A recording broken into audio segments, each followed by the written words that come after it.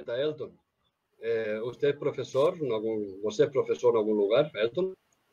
Professor Rede Municipal de Governador Celso Ramos. Tá.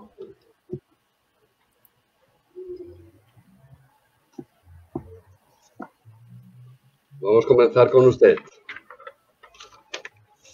Después tú entras, Marcos. ¿Cierto? Podemos iniciar? Sim. Sim. Ok. Então, meu nome é Elton, eu sou professor da Rede Municipal de Governador Celso Ramos, fui orientando do professor Marcos. Déjame que te presente. Ok. Sí, bueno, buenas tardes a todos y a todas y buenas noches para las personas de Brasil. Hoy tenemos gracias a la Red Latinoamericana de Historia Oral y también con la gran ayuda de Rubén Corler, que ya agradecemos su esfuerzo de poder hacer esta actividad hoy. Y vamos a tener dos personas que nos van a presentar tanto su trayectoria de pesquisa, pero también con un foco especial. Nosotros comenzaremos con Héctor Laurindo da Costa, que es historiador formado en la Universidad del Sur de Santa Catarina. Hizo un máster en Historia por la Universidad de Santa Catarina también. Y también hizo su doctorado en la misma universidad. Es profesor de la Red Pública. Sus principales líneas de investigación son en historia ambiental, movimientos sociales y también del papel de la Iglesia Católica. Y tiene una gran experiencia también de trabajar con fuentes orales, o que llamamos narrativas orales, sobre todo en la región carbonífera de Santa Catarina y en la Amazonia Occidental. Agradeciendo más una vez al Corler por su esfuerzo, vamos a pasar la palabra a Elton, que nos va a explicar especialmente en el día de hoy su investigación al respecto de la Comisión Pastoral de la Tierra, la CPT, y las romerías de la tierra, es decir, el papel que tienen estas romerías, y también todo el trabajo de socialización, de movimiento, de lucha por un Brasil mejor. Y especialmente las gestiones ecológicas que envuelven el catolicismo popular en los años 70 y 90 en Brasil. Muchas gracias, Elton, por estar aquí todos juntos. Es la primera vez que la gente se encuentra, y también yo agradezco en nombre de la Asociación Brasileira de Historia Oral tu participação na atividade de hoje. Boa noite, obrigado. Obrigado, Marcos. Obrigado, Pere. Obrigado à Rede Latino-Americana de História Oral. Agradeço muito o convite por estar aqui essa tarde e essa noite aqui no Brasil conversando com vocês. Então, eu vou falar um pouquinho sobre a minha investigação, a minha pesquisa, meu projeto de pesquisa concluído aí sob orientação do professor Marcos Montezuma, lá pela Universidade Federal de Santa Catarina.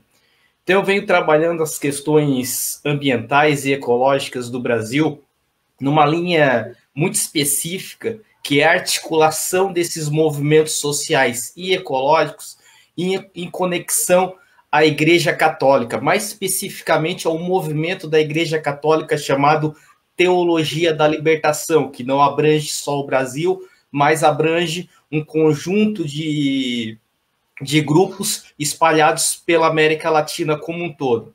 Então, a minha investigação ela foi suscitada justamente porque eu já vinha pesquisando conflitos ambientais no sul de Santa Catarina, gerado pela mineração de carvão.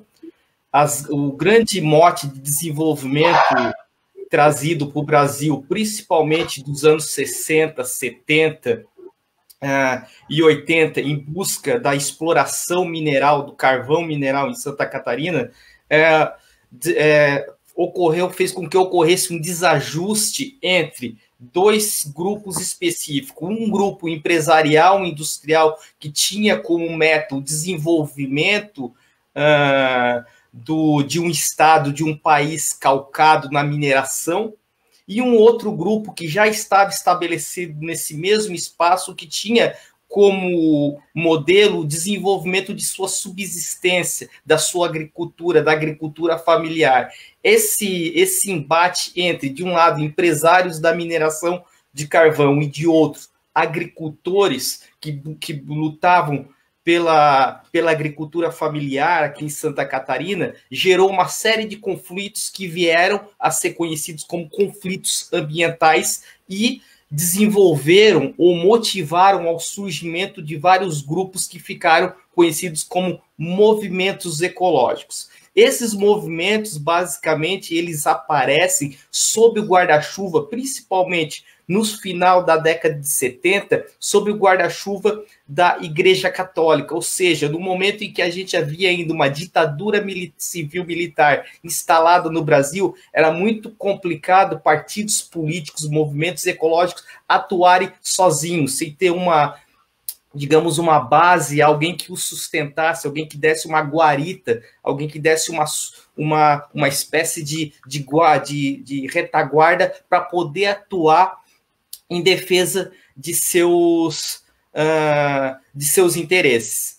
No decorrer dessa pesquisa, sob orientação do professor Marcos, a gente começou a analisar que esse mesmo problema, com atores diferentes e com um modelo de desenvolvimento tradicional diferenciado, que é o movimento de seringueiros, de uma ocupação mais voltada para a floresta, também estava ocorrendo no Acre.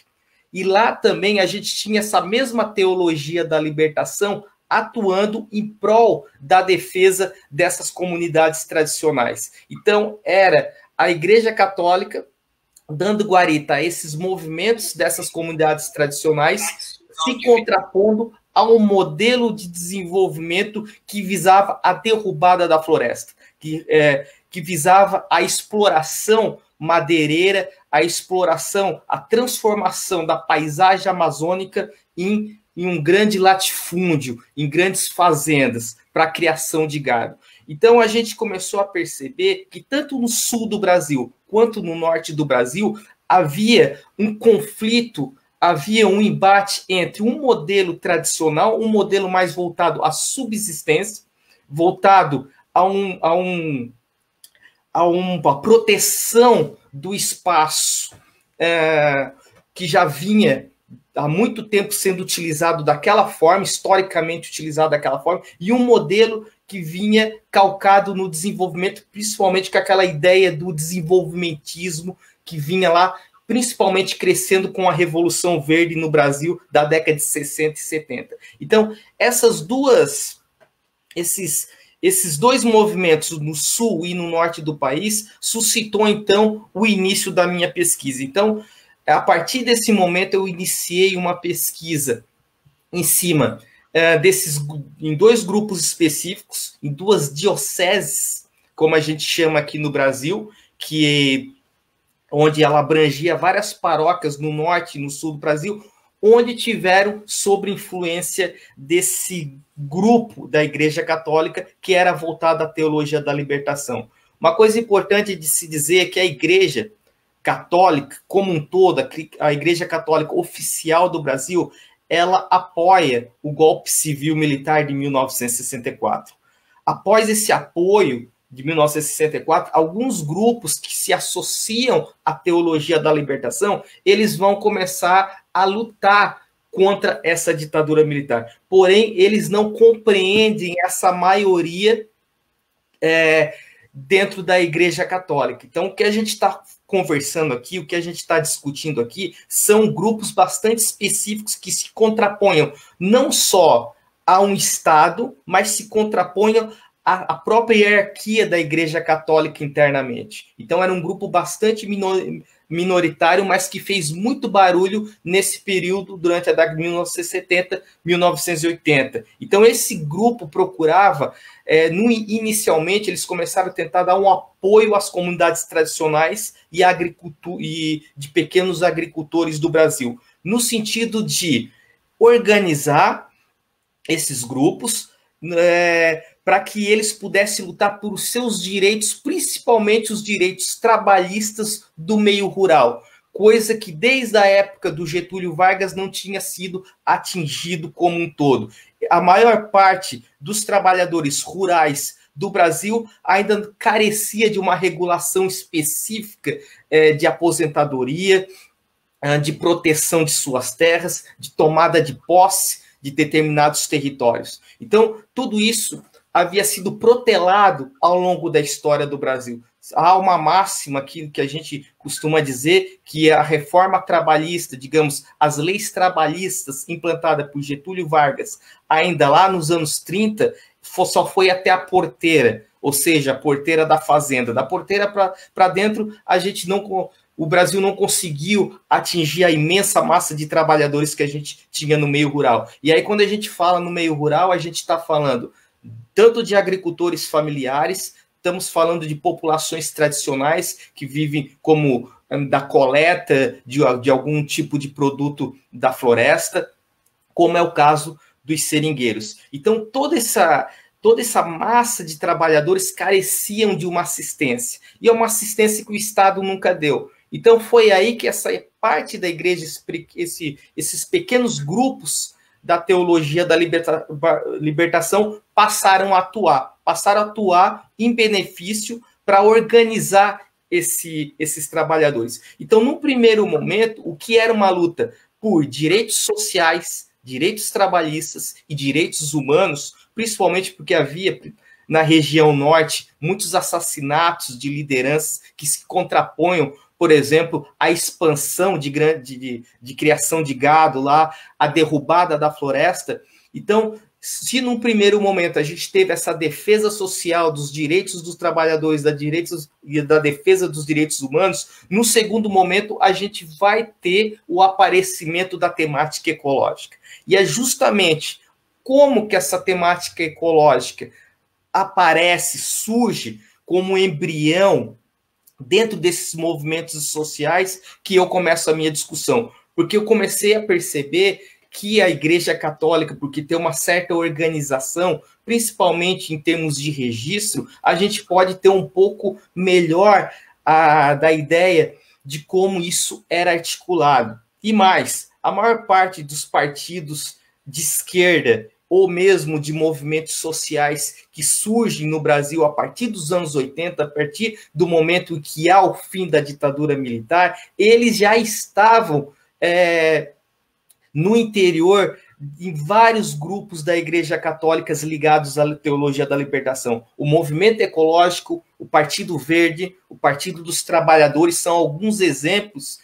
de partidos, de núcleos que vão se desenvolver e que vieram dessa base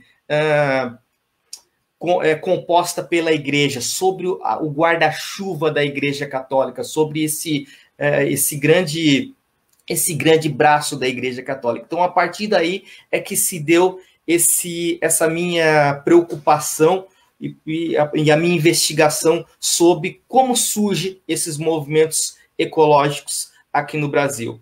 E aí a gente vai perceber que o movimento ecológico ele não é algo que foi importado aqui para o Brasil.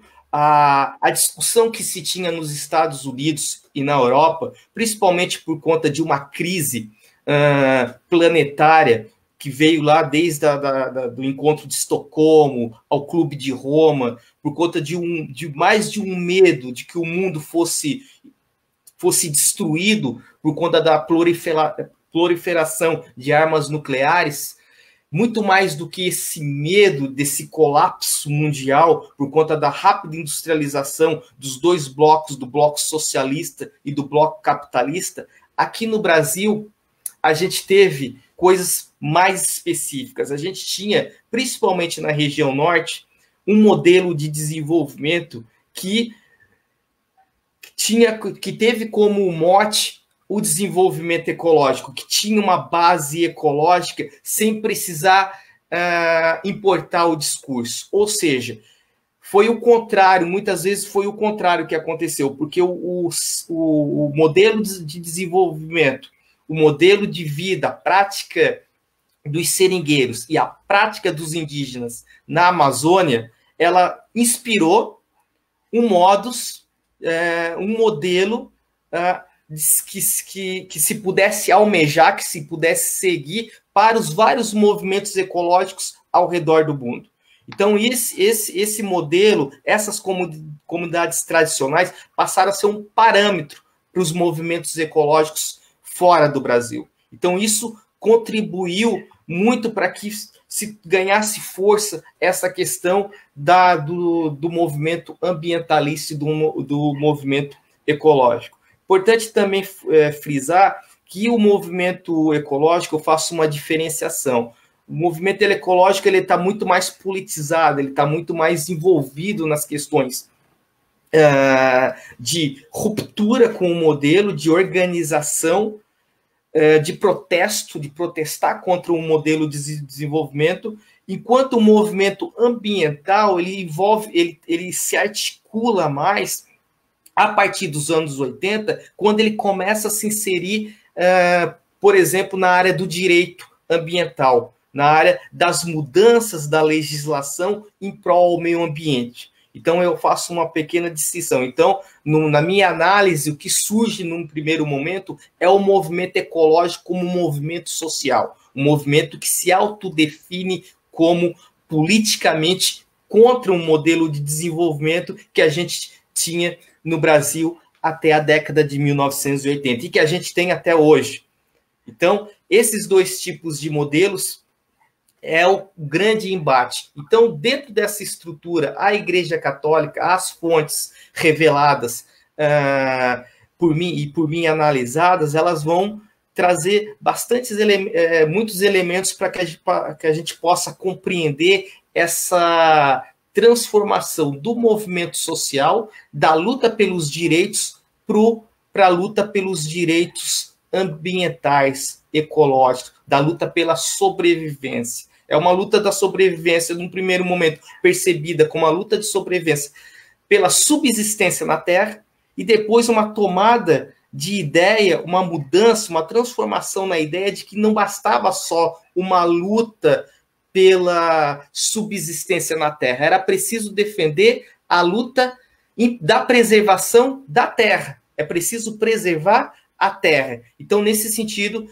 eu busquei essa análise. E dentro desse escopo, um fenômeno muito importante que surge muito influenciado da teologia da libertação é as romarias da terra. As romarias da terra, elas não se confundem com as romarias tradicionais a santuários que a gente tem em quase todos os lugares aí da América Latina ou mesmo na Europa.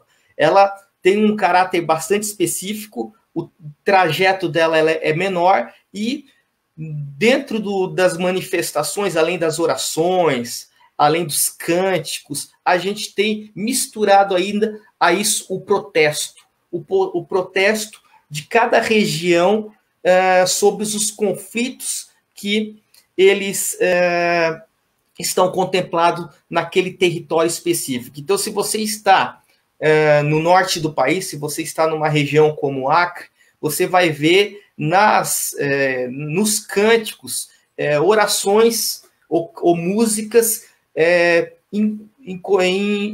influenciadas por toda uma tradição amazônica, por todo um conjunto de rezas que falam sobre a amamentação através do leite da seringueira, o Pai Nosso do seringueiro. E quando você transporta isso para o sul do Brasil, onde a gente tem esse conflito entre as mineradoras de carvão e os agricultores, a gente vai ver uma série de elementos muito mais ligado ao movimento sem terra, ao movimento de atingidos por barragem, ao movimento de pequenas propriedades rurais, a agricultura familiar, como é mais conhecida aqui no sul do Brasil, nos estados do Paraná, Santa Catarina e do Rio Grande do Sul. Então, esses elementos nos ajudam a perceber como que se dá essa espacialização da discussão política. Porque, num primeiro momento, a gente tinha a discussão num campo muito mais teórico, muito mais específico dos direitos. Mas quando a gente começa a perceber que, para atingir essa base, a gente vê que há um diálogo maior entre essa Igreja Católica, muito mais de base, que ela tem como uma dos seus principais fundamentos a formação das comunidades eclesiais de base, que é um elemento importante, que ela vai estar nos rincões mais interioranos do país. Lá através da oralidade, através de panfletos, através de cartilhas, essa igreja, essa politização sobre o seu espaço vai ocorrer de maneira muito mais intensa. Então, a Comissão Pastoral da Terra, que é muito fruto dessa discussão, que surge lá em 1975, ela vem com essa, digamos, com esse objetivo. Esse objetivo do quê? De articular, através do campo, uma base que sustente a luta pelos direitos, no primeiro momento, dos trabalhadores rurais, das comunidades tradicionais, e depois, no segundo momento, no decorrer da década de 80, a gente vai ter uma defesa do próprio território, como ele está. A floresta de pé no Amazonas e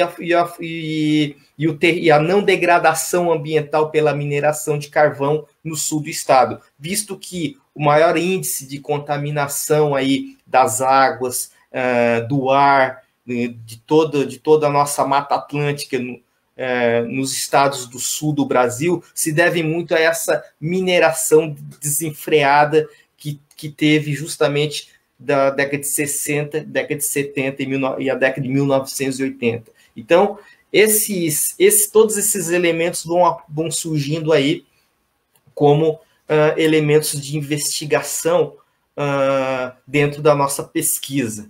Eu não sei como é que eu estou de tempo, Marcos e Pere. Terminando. Okay. Pode concluir. Ok. Pode ir concluindo. Então, obrigado. Então, assim, dentro dessa articulação, então, a gente tem no Brasil um rearranjo, principalmente no início dos anos 90, de tudo isso que eu apresentei para vocês. No início dos anos 90, a gente tem o que eu chamo de momento ecológico do Brasil, que é quando a gente tem a ECO 1992 aqui. A ECO de 1992, ela teve uma parte que foi efetuada pelos grandes, pelos representantes dos estados no mundo, mas a gente teve uma parte dos movimentos sociais. Dentro desses movimentos sociais, a gente tem, então, o início dessa pulverização, digamos, dessa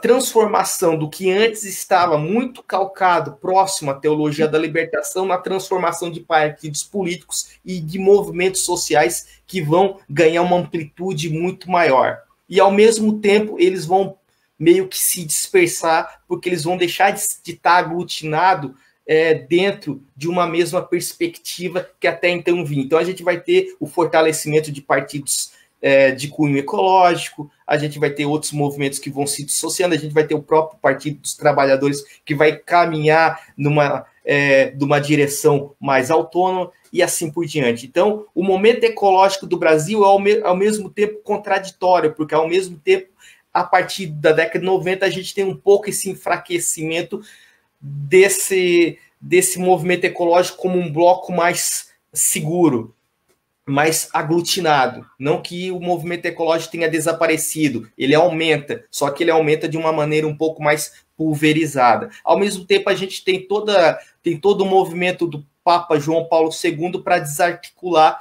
a teologia da libertação do Brasil. Então, a gente tem um pouco um arrefecimento desse conjunto de coisas que eu falei até aqui. Muito obrigado. Muito obrigado, Elton da Costa. Eu já adianto algumas perguntas, porque como esses foram também os meus temas de pesquisa na Amazônia e especialmente no Pará, mas depois, já adianto para você essa situação de como estaria hoje, né, todos os problemas da Amazônia, essas entidades também da Igreja Católica, CPT, as comunidades, né, as comunidades eclesiais de base, a situação que estão hoje, sabendo que a Igreja Católica continua sendo uma das principais, né, de resistência contra essas políticas do governo atual de destruição, né, do ponto de vista ambiental, de todos os riscos que a Amazônia está passando hoje, muito graves, tanto a Mata Atlântica também, e especialmente, né, na área do Pantanal, né? Mas isso falamos depois, Agora eu queria apresentar o meu amigo, Marcos Montezuma. A gente se conhece de muitos encontros nacionais, regionais, de história oral. Estou muito feliz de estar aqui com você também. Ele nos vai apresentar o Marcos Montezuma, de alguma forma vai ser uma continuidade, né? Mas um sentido talvez mais amplo, que são os movimentos sociais e ambientais no Brasil. Passando de novo ao espanhol, né? Ou ao meu portunhol espanhol, Marcos Montezuma é historiador, né? Se formou na Universidade Federal do Acre, fez o mestrado na Universidade Federal do Rio de Janeiro, o doutorado na PUC, né? Na Pontifícia Universidade Católica de São Paulo, e fez pós-doutorado também na Universidade Nova de Lisboa em 2017. Ele tem experiência também nisso que nós chamamos História do Brasil Contemporâneo, ou que também denominamos História do Tempo Presente, e também História Imediata, né? É decir, de trabalhar com temas muy próximos a los días de hoy, especialmente en las cuestiones de memoria, historia oral, ¿no? Como uso de metodologías, y en esa línea de historia ambiental, incluyendo la cuestión de género y cultura, ¿no? Y medio ambiente, y cómo se articulan aquí. Él es profesor de la Universidad Federal de Santa Catarina, también del programa de posgraduación en historia de esta misma universidad, y doctorado interdisciplinar en ciencias humanas. En su experiencia de historia oral, ya fue en varios momentos dirigente, ¿no? de nuestra asociación nacional y también regional. Ahora actualmente está en el Consejo Fiscal de nuestra Asociación Brasileña de Historia Oral y coordina el Laboratorio de Historia de su universidad, que tiene también un peso muy importante. Y aprovecho para informarte que nosotros tenemos el encuentro de historia oral de Brasil en noviembre, día 11 y 13 de noviembre. Vamos a hacer virtual, ¿no? Online, decimos, porque las condiciones de la pandemia no nos dejan hacer el encuentro que sería en mi ciudad, ¿no? Belén. Y entonces, o presencial Belén vamos a tener que dejar para otro momento. Este vamos a hacer virtual. Bueno, agradeciendo más una vez a Marcos Montezuma de estar aquí con nosotros esta noche y dejemos a él con sus palabras y sus reflexiones. Ok. Buenas noches a Rubén Kotler, a Pere Petit, a Welton y a todos los compañeros de Latinoamérica que están con nosotros ahora. Yo voy a hablar un poquito sobre mi experiencia de investigación con historia oral y las cuestiones de mi tiempo presente que me preocupan. Entonces, yo voy a hacer inicialmente una paraguas de que lo interpreto que sea una perspectiva de las cuestiones sobre o ecologismo em Brasil. Eu interpreto, falando agora a português, né? Eu interpreto que as questões não estão desconectadas. Obrigado, Rubi, está ótimo. Está ótima a apresentação. Opa, agora não. Eu interpreto que há uma conexão e uma convergência de atores que em dado momento se encontram para forjar o momento que vivemos e para mudar as situações. Eu interpreto, por este lado, como eu vou apresentar agora, um movimento ecológico no Brasil que teria início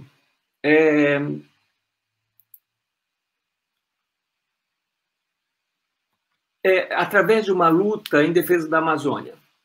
Então, eu acho que a campanha nacional pela defesa e pelo desenvolvimento da Amazônia, CNDDA, criada no ano de 1967, ainda durante os governos militares, é um marco nesse sentido do desenvolvimento, da criação do ambientalismo no Brasil.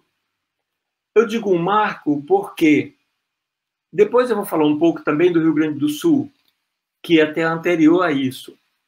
Mas aqui eu estou querendo jogar foco nesse aspecto, porque depois, mais à frente, vocês vão me compreender.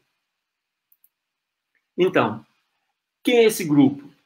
Esse grupo que cria a Campanha Nacional pela Defesa e pelo Desenvolvimento da Amazônia é um grupo de perfil nacionalista, composto majoritariamente por militares, intelectuais e pesquisadores. Qual um dos maiores expoentes deste grupo? É o professor Orlando Valverde, que é geógrafo. Eu tive o prazer de conhecê-lo e de participar de várias discussões com ele. Qual é a principal manifestação do Conselho Nacional de Defesa da Amazônia? A principal preocupação deles é produzir conhecimento científico e discutir, através dos meios de comunicação que eles criam, como periódicos e revistas, a defesa da Amazônia. Então, a revista Amazônia Brasileira em Foco, que é a seguinte, Amazônia Brasileira em Foco, ela tem um papel muito importante porque ela vai trazer artigos, resenhas, denúncias, trabalho da CPI, que vai discutir o desenvolvimento da Amazônia nos anos 60 ainda, durante os anos 60, os 67, 68, vai trazer essa discussão ali nas suas páginas. Então, aqui eu estou interpretando que há um marco muito importante para a gente seguir, para a gente observar. O passo seguinte é a Amazônia Hoje. A Amazônia Hoje é um periódico publicado também pela Campanha Nacional de Defesa da Amazônia, muito importante. Ele deixa mais claro, porque como não tem a preocupação de apresentar somente o artigo científico, a pesquisa, a investigação, mas se preocupa muito em discutir situações que eu poderia dizer assim, de visibilidade pública maior.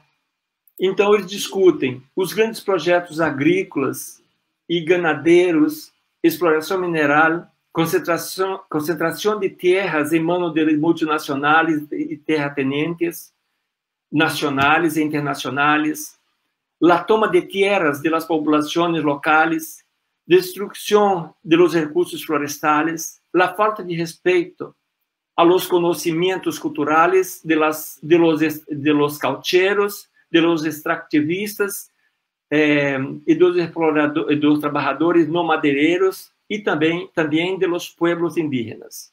Entonces, estas son las banderas de combate de lo periódico de CNDDA. La próxima lámina é de Orlando Valverde. Miren que em su mano está adelante de la cara de Chico Mendes. Esta foto é do acervo do periódico La Gazeta de Acre, de Rio Branco. É uma ocasião que está em Rio Branco trabalhando, discutindo com nós a situação de destruição da Amazônia. E allá, em seu lado direito, Chico Mendes. La seguinte, por favor, Rubem.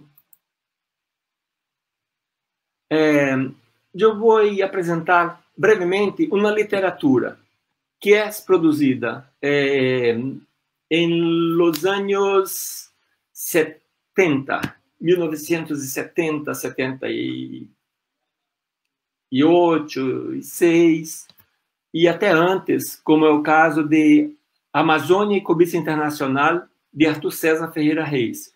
E depois, Lúcio Flávio Pinto, com Amazônia, o Anteatro da Destruição, e uma outra obra, Amazônia, no Rastro do Saque.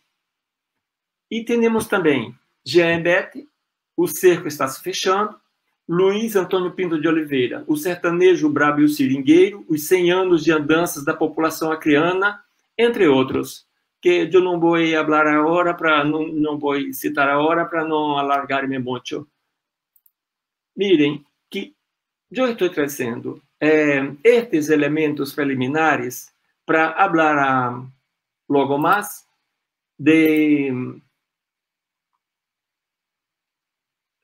dessas outras lutas que também ocorriam em Brasil. No entanto, não há uma conexão com as lutas de Rio de Janeiro e a Amazônia. Aqui queremos fazer uma nota que tem lugar uma luta em defesa do meio ambiente em Brasil que se leva a cabo mais estreitamente em Rio Grande do Sul. Um grupo de pessoas, bajo o liderazgo de Henrique Luiz Welsler, que atua mais como uma espécie de educador ambiental, que em 1955, em São Leopoldo, cria a União Protectora da Natureza, a UPN, com ação em todo o Vale do Rio do Sino.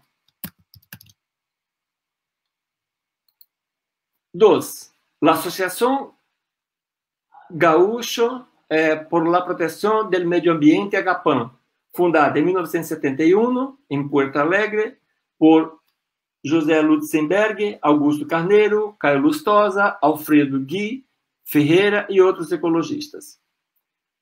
Temos, depois de 1978, um grupo de exilados que regressa ao Brasil, criou um movimento ambiental com sede em Rio de Janeiro que dará lugar ao Partido Verde.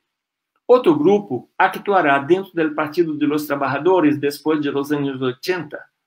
São intelectuais, investigadores, mestres e dentre outros. Tanto o grupo de Rio de Janeiro quanto os criadores da Campanha Nacional de Defesa do Meio Ambiente, da Amazônia, perdão, estão sediados em Rio de Janeiro. E o CNDDA com um braço, com uma rede que se articula ao Amazonas também. No primeiro caso, aqui em Rio Grande do Sul, temos mais a ação educativa intencional de um sujeito que se preocupa com os animais contra a caça predadora e a pesca na região.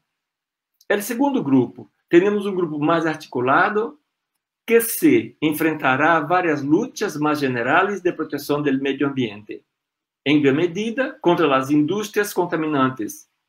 Há uma maior participação de pessoas com perfil de investigadores e produção científica. Agora, entremos na discussão em torno de los caucheros de Chapuri, através da luta em defesa da vida, da cultura e do bosque. Este grupo social a que me é dedicado através da investigação histórica em Chapuri, através da metodologia da história oral, tem como referência a figura de Chico Mendes. Ele e seus companheiros têm como principal referência ou prática a luta em defesa do bosque como espaço para a defesa e a proteção da vida e a cultura de los caucheros. Lutam contra a desflorestação, contra o incêndio florestal. A luta não foi só por el bosque, sino contra uma economia depredadora que destruyó más allá de los árboles, los animales, contra todos los seres humanos. El Amazonas, de 1964, foi escenário de uma série de huelgas de plantação econômica para desarrollarla.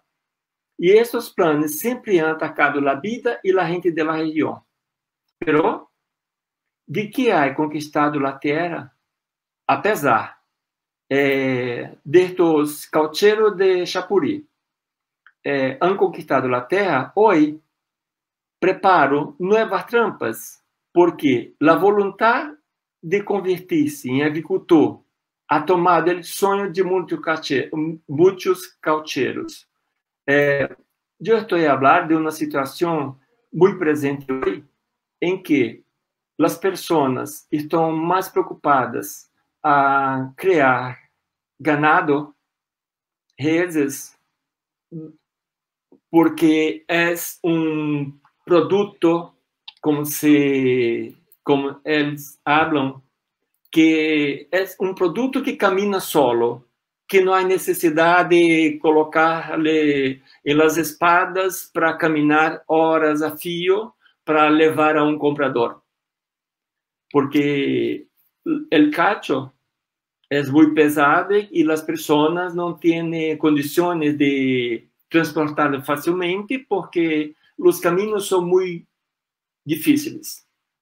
Então, os cacheros preferem, segundo algumas pesquisas, apontam que há uma preferência. No entanto, há um grupo muito preocupado com estes caminhos, estes desvios, né, lutando para que se permaneça autênticos a los ideales, firmes em los ideales de luta de Chico Mendes e os outros companheiros de outrora, né? Então, minhas investigações, neste momento, se preocupam em verificar como essas pessoas hoje estão enfrentando o desmatamento, a destruição do bosque, as queimadas, o avanço do capital, e, por outro, também que estes ensinamentos, não? A luta, os discursos elaborados em outrora, sejam eficientes para enfrentar os problemas de hoje. Então, quando eu lhes apresentei Chico Mendes e Orlando Valverde numa mesma tomada fotográfica, eu estou querendo falar de uma... Perfeito, graças, Rubem. Graças, muitíssimas graças. Eu estou querendo falar de uma conexão de atores que têm uma visão de luta, uma visão no caso de Orlando Valverde, uma visão de investigação quanto à potência da floresta, quanto à potência dos recursos naturais da Amazônia, que vá a determinados lugares no país falar disto. E que ha encontrado Chico Mendes, que, apesar de ser um caucheiro, um semi-alfabetizado, podemos falar assim, que sua alfabetização era rudimentar, né? Chico não tinha o estudo formal, senão através de uma pessoa que o educou, né? Então, Chico Mendes muito atento a todas as pessoas que cruzavam seu caminho, vai escutar essas pessoas. E, por vezes, eu o encontrava ou conversava com ele. Sim, a que hace agora? Eu estou em Rio Branco, caminhando, conversando, falando com umas pessoas a respeito de umas ideias. E assim, seguia.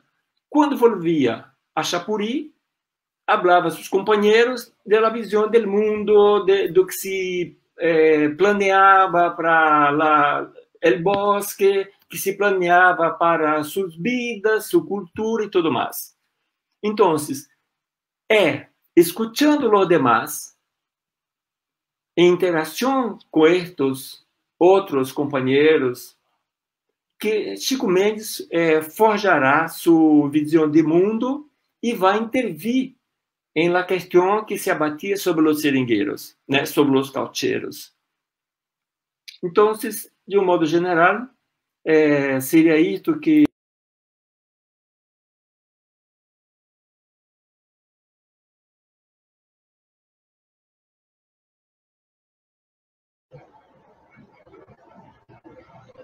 Sí. Marcos. Ha caído. Marcos ha caído. Acho que caiu a conexão dele. Creo que sí. Bueno, él puede después ir concluyendo. Yo quería que él me escuchase también, pero vamos a dar continuidad. Volví. Ah, muy bien. Gracias. Sí. Sim. Então, de um modo geral, seria esta visão que eu tinha para apresentar agora, e depois, os demais, nós outros hablamos através das perguntas. Muchas gracias, Marcos. También con tus palabras aprendimos y recordamos también muchas cosas de ese movimiento, ¿no?, de lucha, desde con gran importancia lo que tuvo inicio en Acre, ¿no?, con los caucheros, que tú usaste también esa palabra, y después cómo se extendió. Yo creo que eso se vincula un poco con lo que Elton falaba. A veces nosotros tenemos aquella idea de que los movimientos sociales en América Latina son bastante reflejo de lo que sucede en otros países, Europa, Estados Unidos, y creo que ustedes también nos ayudaron a entender cómo esas dinámicas propias, ¿no?, especialmente en el caso de Brasil, que eso es fundamental. Obviamente la red de movimientos sociales y la lucha ecológica, ambiental, es una lucha de todos que acreditan que la Tierra es redonda, ¿no? Es decir, claro, imagino que los que creen la Tierra es plana, no sé lo que piensan. Tal vez por eso defienden el desmatamiento y cualquier cosa. Pero fue muy interesante. Tenemos, ¿no?, tal vez nuestro gran coordinador, o Rubén, está recogiendo algunas preguntas. Yo quería entrar tal vez en una que es también muy importante para toda nuestra red latinoamericana de historia oral, las personas que nos están acompañando. Es decir, tanto tú, Elton, como Marcos, es decir, ¿en qué medida las fuentes orales, las narrativas orales, ¿no?, si entran en el mérito de un debate teórico, metodológico, ¿no?, cuando usamos esa perspectiva de análisis, de estudio, de memoria, de historia? Es decir, ¿cómo ha contribuido en sus investigaciones el trabajo con fuentes orales? Yo quería hacer esa primera pregunta, comenzando por Elton, y después responde también Marcos essa primeira pergunta. Então, uma das coisas mais importantes, no meu entendimento, sobre o uso da memória, o uso da história oral, através desse tipo de pesquisa, uma pesquisa que envolve atores muito ligados ao seu espaço, ao seu território, é justamente o caminho dessa memória. Ao trabalhar, ao estudar, ao tentar entender como, por exemplo, o movimento romeiro, né? Você fazer uma romaria em que, ao mesmo tempo, você protesta e você traz elementos de uma religião e de um sincretismo que envolve elementos daquele território. Por exemplo, a seringueira, a floresta, o varadouro da floresta, que eram os caminhos que os seringueiros faziam entre uma locação e a outra.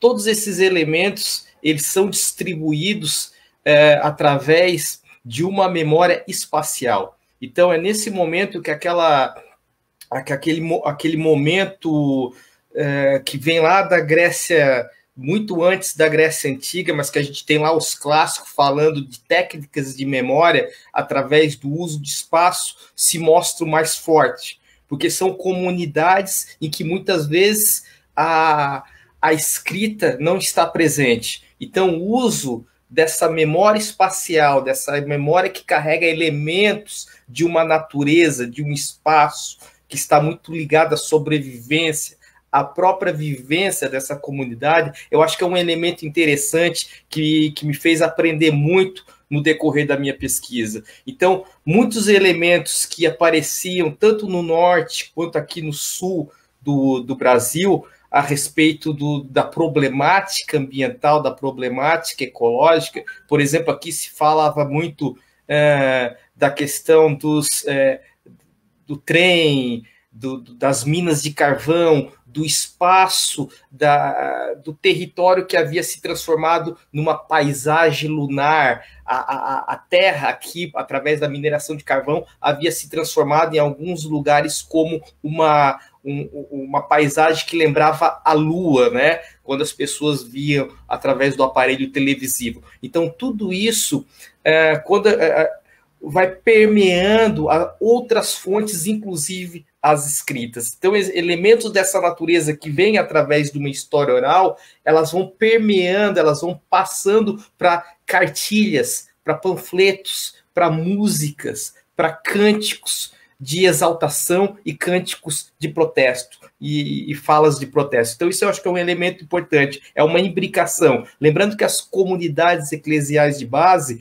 tinham como prática a formatação de cartilhas bastante simples, formação de cartilha para que uma pessoa numa reunião pudesse estar passando oralmente para outras pessoas, né? A problemática, a situação social daquela comunidade específica em qualquer parte do país. Então esse é um elemento importante que vai permeando as várias fontes que me foram aparecendo. Então elementos de uma tradição oral, de uma prática oral que permeia também uma prática escrita. Então, tudo isso são coisas que foram aparecendo no decorrer da minha pesquisa, que eu acho importante.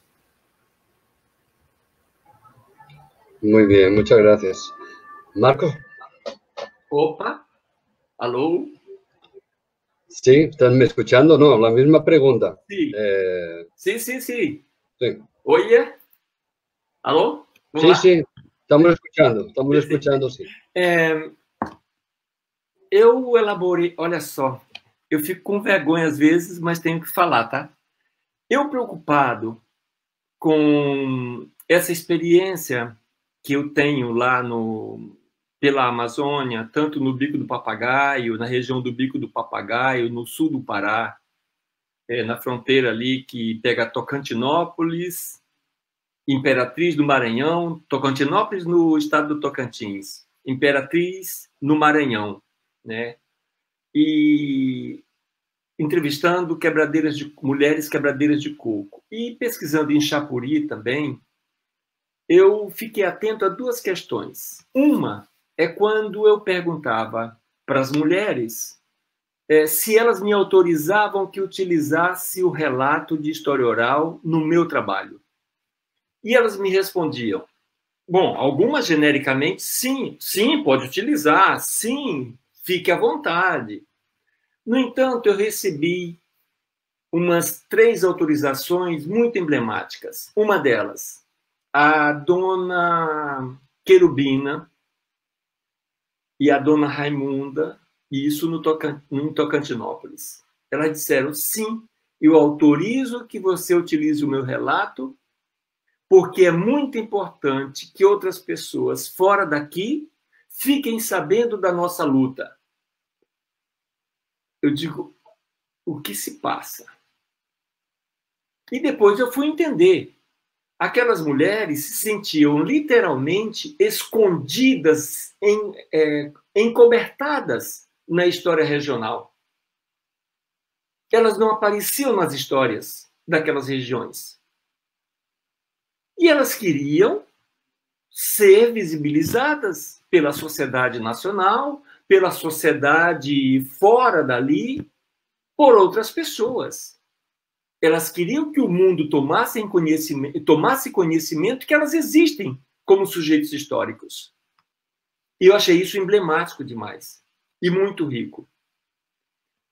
A Deci Teles também, na época presidente do sindicato de Chapuri, o mesmo sindicato do Chico Mendes, quando eu perguntei se ela me autorizava utilizar o seu relato, ela me falou, autorizo sim, Marquinhos. Olha só, me chamou de Marquinhos. Autorizo sim, Marquinhos. Por quê? Perdão, eu autorizo desde que você depois me devolva o trabalho que você fez, mostrando o que você fez com o meu relato. Porque é muito comum os pesquisadores virem para cá, pegar o relato da gente, pegar o depoimento da gente e levam embora, e depois nós não sabemos o que fazem com ele. E depois é importante a gente ter aqui conosco aquilo que nós falamos, para quando a gente precisar da nossa história, a gente poder recorrer a ela, contada por nós mesmos. Então, eu autorizo com essa condição. Vejam só que coisa... E aí, é óbvio que eu vou problematizar tudo isso, eu vou discutir tudo isso, né? Pensemos, qual é primeiro, ela me chamou de Marquinhos. Marquinhos, porque ela me conhece da época que eu fui assessor do Chico Mendes lá no sindicato. Lá atrás, na primeira metade dos anos de 1980. E depois eu viajei para fazer meu mestrado. E ali me chamavam de Marquinhos. Então ela diz, olha, eu te conheço, mas agora você é o Marquinhos. E ela não disse isso para mim, mas eu interpretei assim. E depois ela diz assim, mas agora você é o pesquisador, que não vive mais a nossa realidade, que está fora, que vive no mundo da academia, que vive na universidade, que faz as suas pesquisas. O que é mesmo que você vai fazer conosco? Como é que você vai nos retratar? Como é que você vai nos explicar para o mundo? Eu quero saber. Na minha interpretação, é tudo isso que ela está dizendo. E ela tem direito de fazer isso. Porque é muito vergonhoso nós tomarmos os nossos colegas, os nossos companheiros, os nossos amigos, os nossos contemporâneos de sociedade como objeto de pesquisa e depois esquecermos quem são e muitas vezes até contradizermos o que eles dizem, constrangê-los, como muitas pesquisas que constrangem as pessoas. E aí nós já caímos no lado da ética. Como é que nós utilizamos o relato que as pessoas nos concedem? Qual é? É respeitoso? Nós dispensamos um tratamento respeitoso? Um tratamento ético? Não colocamos essas pessoas em conflitos com os seus familiares, com a sua geração, com os seus companheiros de grupo social, de militância política, qualquer que seja, de vizinhança? Tudo isso, para mim, cai na questão ética. Então, esse é um aspecto.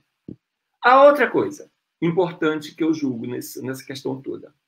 Eu interpretei, pelo modo como eles me relatavam, o caminhar na floresta, o caminhar coletando coco de babaçu, na região do Bico do Papagaio, que eles constroem um mapa mental, memorizam um mapa mental do terreno, da região, identificando cursos d'água, riachos, identificando árvores, terras altas, baixios, e constroem um mapa no plano mental, memorizam um mapa no plano mental. Então, em função disso, eu escrevi o texto Memória da Floresta. Alguma coisa assim chama o título do texto, Memória da Floresta, né? Porque eu estou considerando que ali nós temos uma discussão de memória muito importante. E memória é uma categoria essencial para quem trabalha com história oral. Conforme o Elton Laurindo já apontou, vem dos gregos já a discussão de memória, tanto como um problema, quanto como uma questão, vamos dizer assim, discutida. Né? Então, eu acho que essas duas questões são essenciais. Ética e memória para quem trabalha com história oral. Estou muito atento a isso, muito preocupado com isso o tempo inteiro. Devolvo para ti a palavra, Peri. Não sei se te respondi. Sí, no, yo sé que ustedes podrían continuar mucho tiempo nos ayudando con su experiencia, a comprender también esas cuestiones que envuelven cuestiones éticas de nuestra relación, o como nos critican o critican a muchos investigadores, a unas personas que la gente entrevista. Sí, y después, ¿qué va a servir para nuestra lucha su trabajo? Sí. ¿O solo va a servir para su diploma? ¿No? Para poner no Facebook que você foi aprovado na sua tese, na su máster, etc. Y eso es uno de los problemas más serios, ese retorno. No es un retorno político apenas, que eso es otra variación, sino el retorno de nuestras investigaciones para las personas que nos ayudaron a comprender su historia de vida y que influenciaron nuestra propia historia de vida a nosotros.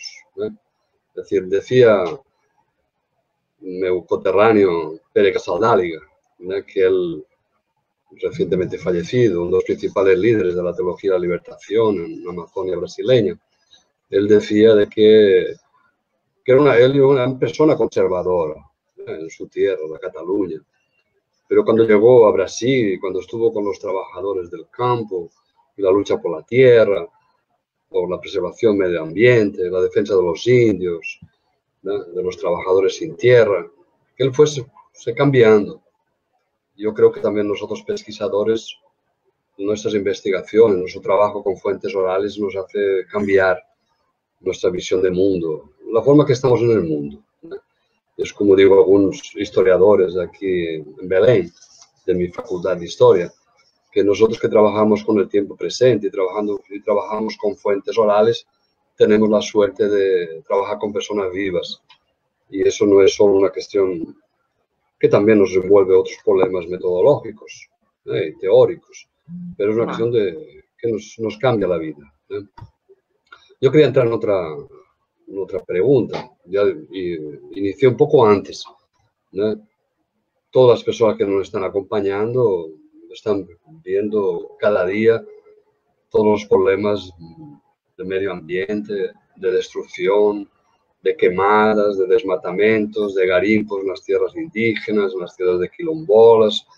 Es decir, esa destrucción planeada, ¿no? Porque no es quemadas apenas por el aquecimiento global, la falta de lluvias.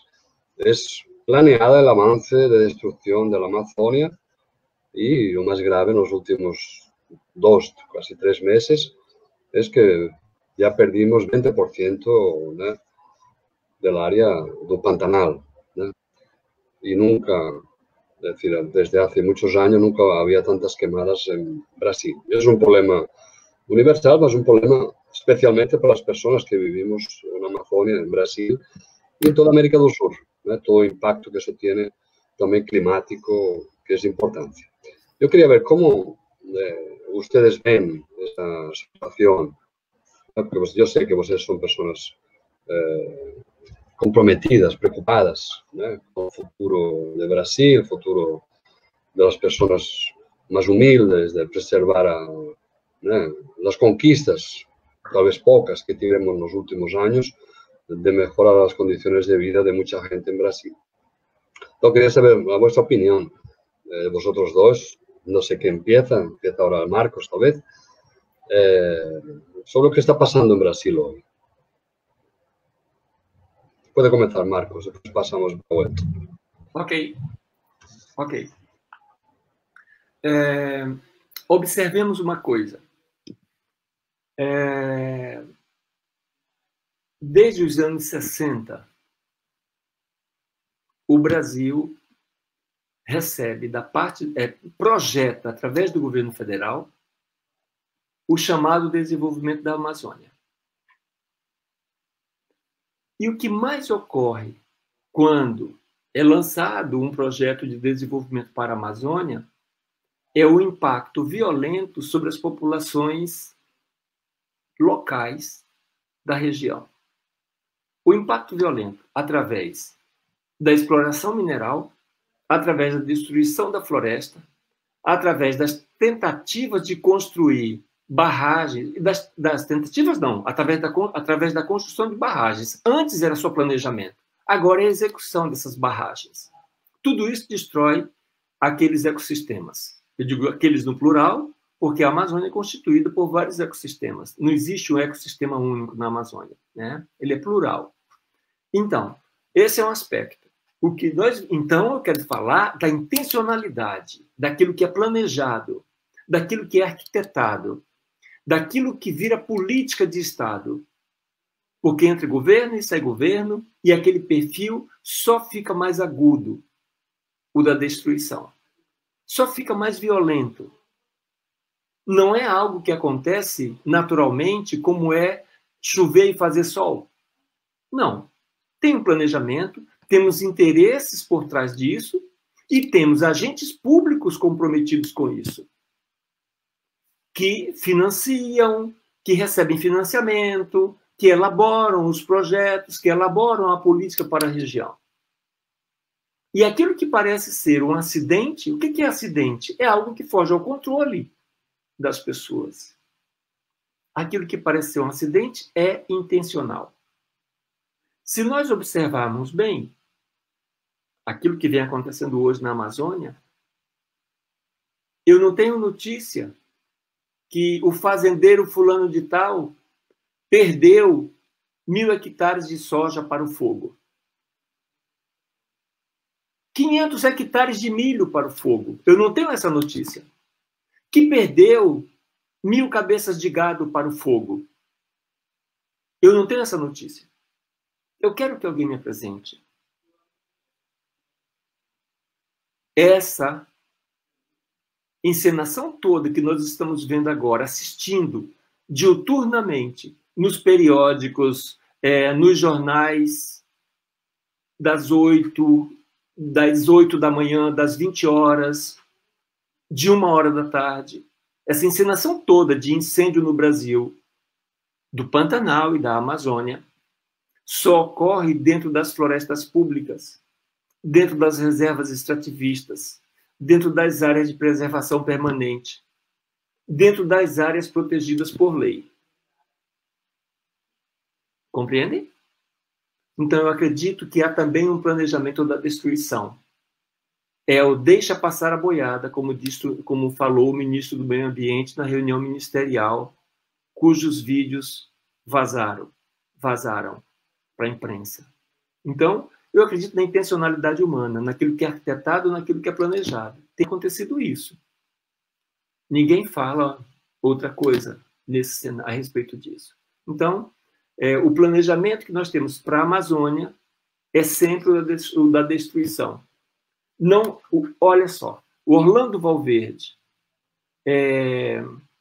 o Paulo Kageyama, ambos já falecidos. Orlando Valverde, eu falei aqui dele para vocês antes. O Paulo Kageyama era um geneticista de florestas e ele falava, e o Orlando Valverde também, ele falava que em todo o planejamento para intervenção na Amazônia se esquece de perguntar às populações locais quem tem o conhecimento cultural da intervenção naqueles ecossistemas. Quando você ignora o conhecimento da cultura local para intervir num espaço, as consequências são devastadoras para todos. Tem lugar na Amazônia que depois do desmatamento as pessoas não conseguiram sobreviver pelo acúmulo de mosquitos, de moscas, de uma série de mosquitos, de tudo que é família, de tudo que é variedade e espécie, perdão. Compreendem? Por quê? Porque ficou insuportável viver ali. E quem mais sofre são as populações locais, são os indígenas, são os extratores, são as populações mais pobres. É isso, um pouco isso, Peripetit.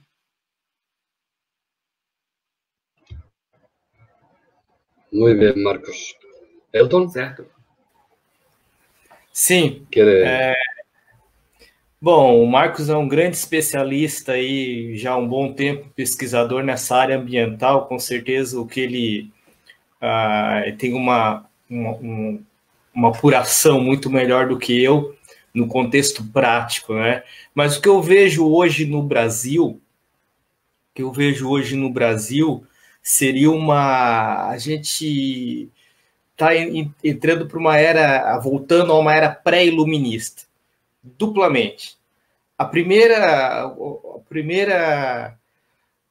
constatação dessa era pré-iluminista seria aquela que volta, regride no que envolve os direitos humanos, né? A não importância com o outro, os despossuídos, dessa vez as populações mais pobres, populações tradicionais, os indígenas estão sendo massacrados no Brasil atualmente. Então, é uma concepção que a gente ganhou a duras penas lá no iluminismo, a sociedade do mundo planetária como um todo, e isso vem sendo no Brasil, pelo menos, retrocedendo.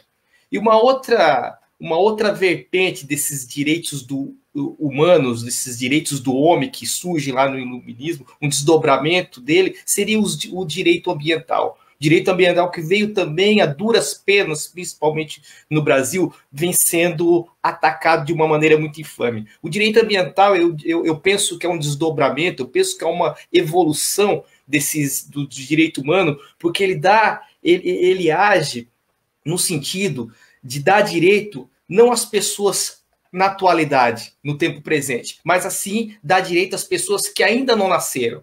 Então, você destruir o meio ambiente, você está retirando daquelas pessoas que não nasceram ainda, está retirando dos seus filhos. Então, ele é um direito que ele evoluiu lá dos direitos humanos para um direito ambiental um pouco mais complexo, que tenta dar conta disso. Aí um companheiro nosso aqui nos comentários, ele fez uma pergunta, o Henrique, que conexão vocês veem entre a luta da defesa do meio ambiente e a luta revolucionária dos povos. E aí eu emendo, eu conecto um pouco o que o Marcos falou, de a gente ouvir as populações tradicionais, ouvir as pessoas que estão no interior da Amazônia, porque aqui no Brasil a gente que estuda um pouco mais essas questões ligadas ao meio ambiente, principalmente indígena, sabe que os indígenas tinham uma outra concepção em relação à terra. Eles tinham essa ideia de deixar a terra da maneira mais preservada possível, porque ele sabia que os filhos, os netos, os bisnetos sobreviveriam e eles utilizariam esse território. Então é uma coisa que o europeu teve que o mundo ocidental teve que se desenvolver e teorizar através de um direito ambiental para pensar, mesmo que de uma maneira muito pequena, sobre isso, sobre uma prática que já era comum entre os povos indígenas. Então, eu acho que essa luta revolucionária ela só vai ser possível se a gente se conectar a essas populações tradicionais, como o Marcos colocou, se a gente ouvir pelo menos essas populações tradicionais, se a gente perceber, entender, compreender e aprender com eles qual o melhor uso da terra, qual o melhor uso do território. Porque da maneira como nós estamos, a gente não tem muita saída. É assim que eu penso. Eu faço essa primeira reflexão. Muchas gracias, Elton. Bien, estamos llegando un poco... Sí, Marcos, puede hablar.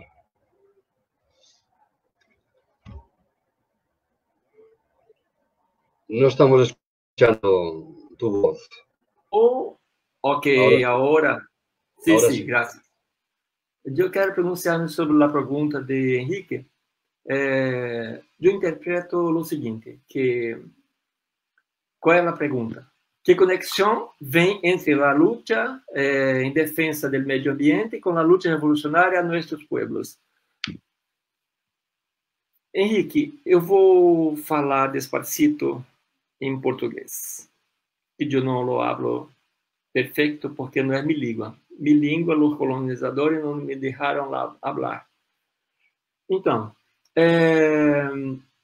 a situação para mim é bem complexa, porque antes, eu creio, é a defesa ao direito à sua autodeterminação, a autodeterminação dessas populações.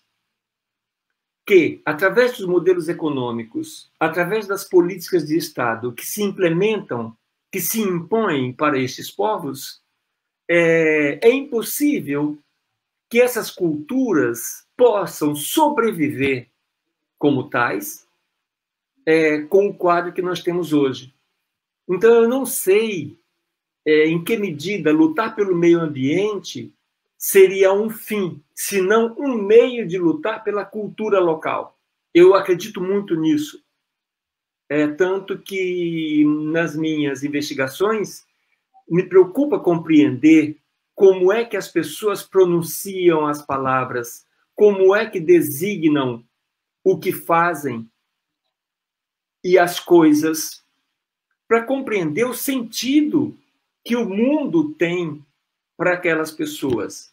Se eu entendo o sentido das coisas, eu posso entender mais ou menos como é que as pessoas leem e constroem o seu mundo. Então, eu acho que tem uma situação para mim que vem antes, que é respeitar a cultura local, as culturas desses povos. É essencial que defensamos, que todos nós nos envolvamos na defesa do meio ambiente como tal, mas, acima de tudo, como um instrumento de respeito e defesa das culturas das pessoas. Porque, senão, não faz sentido construir uma nação tendo destruído as culturas locais, tornado-as terra arrasada, para poder construir a nossa, para impor a nossa, majoritária, ocidental, econômica, a nossa lógica. Então, nós temos que respeitar essas populações. Assim que se construiu uma luta de emancipação. Eu acredito que contra todas as dominações, quaisquer que sejam, mas, acima de tudo, consigamos conviver em respeito, em harmonia com as culturas locais, quaisquer que sejam. Isso, para mim, é majoritário. Tá? É tanto que eu acredito que o incêndio e o não controle da Covid nas terras indígenas, hoje, cumprem o propósito de eliminá-las, sem ser necessário se gastar dinheiro com a bala ou com o jagunço, com o matador de aluguel. Porque já estão usando a Covid e o incêndio para desalojar essas populações. Então, se eu não respeito essas populações, eu vou permitir que toda sorte de azar caia sobre elas, se abata sobre elas. Então, eu acho que é essencial isso. Eu acho que essa libertação não vem antes do respeito às culturas locais. A diferença, o respeito à diferença. O direito do indígena ser diferente. O direito do cidadão que quer morar na floresta, more na floresta como extrativista. Ele tem que ter esse direito. E isso, para mim, se estende a todas as outras lutas que temos que travar nas nossas sociedades, né? Mas é essencial que haja um respeito a elas. Muchas gracias, Marcos, también. Elton tiene otra pregunta para ustedes, que dice, ¿qué papel tuvo y tiene hoy el Foro Social Mundial? Que nosotros sabemos que nació en Brasil, ¿no? Especialmente en Porto Alegre, y después tuvo un impacto mundial, ¿no? ¿Cómo ustedes avalían, ¿no? Analizan el impacto que tuvo y la situación actual del Foro Social Mundial? ¿Quién quiere comenzar? ¿Elton? ¿Marcos? Yo inicio. Puede comenzar. Mira, se nosotros considerarmos las decisiones de los gobiernos nacionales de las grandes potencias, alguna cosa llega acá. Miremos, agora a comunidade europeia está contestando os acordos comerciais com o Brasil por não respeitar o meio ambiente. Então, é uma consequência, eu creio, né, dos acordos climáticos, dos acordos da Eco 92, da Rio 2020, etc, etc, etc. Né? Então, todos esses acordos, eu acredito que, de algum modo, eles podem funcionar como uma medida que vai proteger, de certo modo, o meio ambiente. Quando eu digo de certo modo, Porque, veja, tem um discurso retórico do governo brasileiro, por exemplo, de sensibilidade a esses acordos. No entanto, a política... Eu vou falar uma frase meio irônica até, né? A política concreta, empregada no dia a dia, ela está caminhando no outro sentido, ela está indo para outro lado. Ela não está em convergência com os fóruns mundiais, com os acordos mundiais de meio ambiente. Eu não acredito que isso esteja acontecendo, porque se estivesse acontecendo, nós não teríamos os escândalos que ocorrem no Brasil. Então, o papel, olha, ele exerce algum papel, mas só no plano diplomático, das negociações, etc. Aqui dentro, dia após dia, nós temos a aprovação de mais veneno, a liberalização de mais veneno através de leis, para colocar mais veneno no campo, na produção agrícola. Nós temos mais de uma centena de produtos de agrotóxico, de defensivos agrícolas aprovados a cada dia aqui no Brasil. Todos eles absurdos, tremendamente criminosos contra a vida. Eu estou falando da vida como princípio. Não estou falando da vida desse ou daquele, de humano ou de não humano. Não, contra a vida. Não destrói somente as chamadas pragas agrícolas. Destrói tudo. E o que não mata, produz câncer para o futuro, para matar depois. Então, eu acredito que o efeito do Fórum Mundial e de todos os organismos ambientais, aliás, das leis ambientais, dos acordos, dos tratados internacionais que o Brasil assina, eles seriam paliativos. Somente, pelo menos na atualidade, somente um discurso para o governo fazer. Então, a cada discurso que o governo faz nos organismos internacionais, a imprensa depois sai dizendo o que não corresponde à realidade dos fatos. Mostra as contradições. Aqui no Brasil criaram um organismo aí que diz o que não é verdade publicado na imprensa. O que não é verdade no discurso dos governantes. Ele sai dizendo. Então, sai negando tudo isso que foi dito através dos acordos internacionais. Estão compreendendo? Então, a demonstração concreta da ação dos órgãos governamentais é de destruição, a ação concreta é de destruição e de contrariar os acordos que o Brasil assina. É isso que eu tenho visto, é isso que eu tenho acompanhado. É isso. Muito bem, Marcos. Elton, você quer falar um pouco? Sim, o Fórum Mundial, primeiro em 2001, na cidade de Porto Alegre, ele tinha o seguinte título, né? Um outro mundo é possível. Era um questionamento. E nele a gente tinha alguns políticos de diversas partes do Brasil, da América Latina, do mundo participando, mas a gente tinha principalmente uma juventude, uma força, vários representantes de movimentos ambientalistas, ecológicos, sociais, de uma maneira geral. Esses movimentos, como foi lá esse de Porto Alegre 2001, que teve mais força do que o de 2002, devido ao contexto político, a gente estava entrando aí na eleição, na primeira eleição do presidente Lula, então esse movimento foi meio que se esvaziando até por conta do contexto de mudanças que a gente estava no ar, né, se apresentava.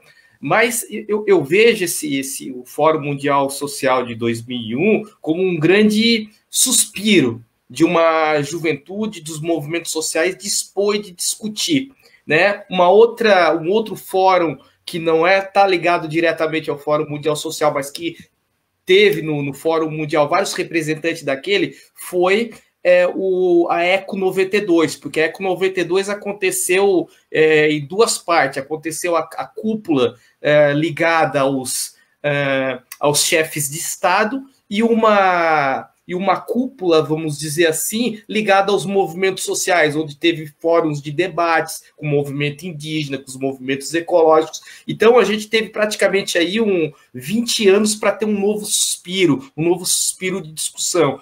Eu penso que é de suma importância a gente retomar 20 anos depois o Fórum Mundial de Porto Alegre, um novo Fórum Mundial com muito mais força, principalmente porque a gente está num momento muito crítico no Brasil.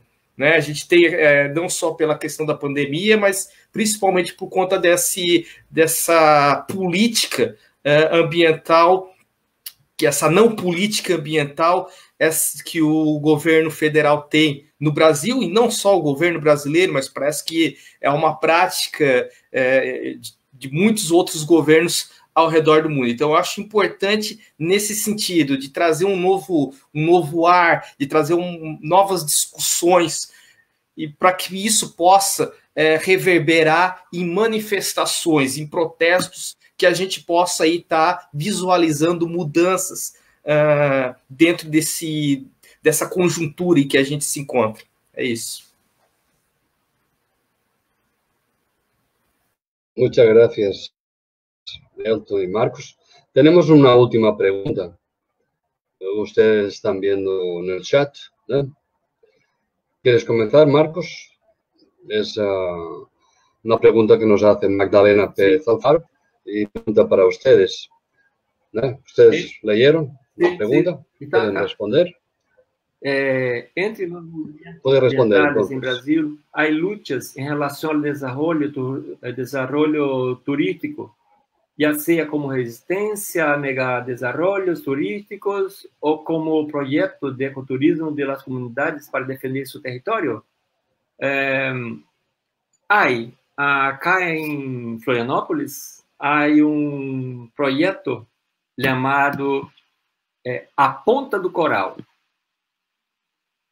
que está en centro de la ciudad, en la avenida Beira-Mar Norte, donde hay un proyecto de construcción de un hotel y algo más, y que las poblaciones han batido de frente con la prefeitura local, con los propietarios, para no hacer. Y esto está cerca de 20 años o más que no se consegue elaborar, adelantar el proyecto, porque hay siempre una resistencia, né, da Ponta do Coral.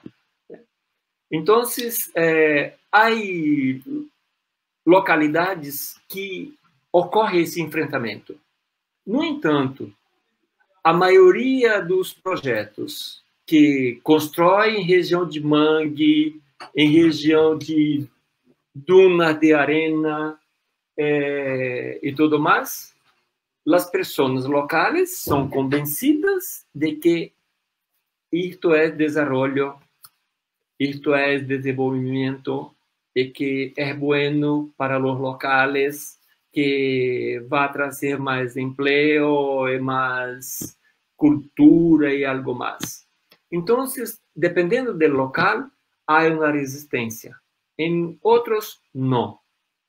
E, principalmente, se há algum político interessado, se há alguma pessoa da estrutura do Estado que sustenta este empreendimento, né? Como se chama? No entanto, o Ministério Público é muito atuante e tem também enfrentado essas questões.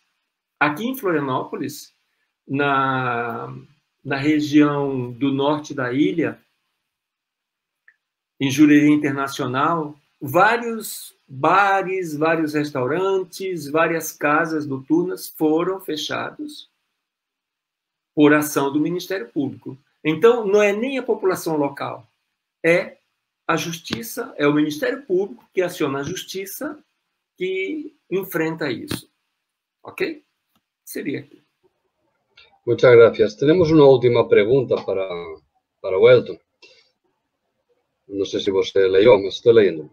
¿Cómo usted avalia el alcance, fue la discusión hoy, de la revocación de las resoluciones del CONAMA, Consejo Nacional de Medio Ambiente de Brasil, que obviamente va a tener un gran impacto? ¿Cómo usted avalia ese cambio de legislación que tal vez se una con la pregunta anterior y la respuesta que Marcos dio? Porque obviamente una de las áreas donde quieres avanzar el turismo es las áreas de los manguezales, las áreas que son de preservación y que algunos grandes sistemas hoteleros están dispuestos para hacer más una destrucción ambiental como hacen estas grandes redes hoteleras en el mundo. ¿Qué piensa usted, Elton? Y esa es la última pregunta, e depois iremos encerrando. Sim, em relação à questão do CONAMA, da questão das hidrelétricas do Amazonas, acho que o Marcos tem muito mais a falar do que eu. Mas em relação a esse conflito que há entre um tal desenvolvimento ecológico, desenvolvimento turístico, até porque o conceito de desenvolvimento sustentável ele é bastante discutível, por conta você desenvolve de maneira sustentada, mas o próprio conceito de desenvolvimento ele significa um desequilibrar ambiental, principalmente para as populações locais. E, além disso, a gente sempre, quando tem um desenvolvimento turístico, a gente tem essa questão dos resorts, das redes hoteleiras, a gente está lidando com a privatização do território. A gente está lidando com a posse de um território em detrimento às populações locais que usufruem historicamente desse território. Então, o que a gente vê historicamente no Brasil esses grandes empreendimentos hoteleiros, de resorts, que vão se apropriando com um discurso de ecologicamente, de que vão desenvolver o turismo local, que vão trazer empregos, uma melhoria de infraestrutura para a cidade, mas o que a gente vê é uma desapropriação de um espaço comum, de um espaço que historicamente era comum. É quase que a gente vê o enclosures que existia na Inglaterra, o cercamento dos campos na Inglaterra. Se antes eles cercavam os campos para colocar ovelha, hoje eles cercam os campos para fazer redes hoteleiras e resorts. Eu acho que esse é a grande problemática em questão. Eu acho que aí está a grande contradição quando a gente fala em desenvolvimento sustentável, turismo ecológico, e a gente acaba vendo que quem usufrui desse turismo ecológico é o setor privado, as grandes redes, enquanto as populações locais elas não usufruem. É muito ínfimo o que aquilo materialmente volta para elas, né? Além, claro, de elas não poder mais usufruir de um território onde ela dependia de coleta, de pesca e de outros benefícios historicamente naquele espaço ali. Isso. Muchas gracias, Elton. Estamos acabando. Yo quería agradecer la participación. Marcos, ¿quiere hablar alguna cosa? Abre o microfone. Um ratito. Eu avalio a revogação das resoluções do CONAMA pelo Conselho Nacional do Meio Ambiente para os projetos de grande magnitude na Amazônia brasileira como um crime ambiental. Simplesmente isso. Não é demais lembrar que a comissão que avaliava a Comissão da Amazônia, ela foi toda reformulada atualmente. Então, as populações locais perderam o direito à palavra, a voto e a participar dessa instituição. Então, a revogação das resoluções do CONAMA, para mim, é simplesmente oficializar o genocídio, oficializar a liberalização da destruição da Amazônia plenamente como política de Estado. É isso que eu vejo, eu não vejo de outra forma, porque é isso mesmo que significa para a Amazônia.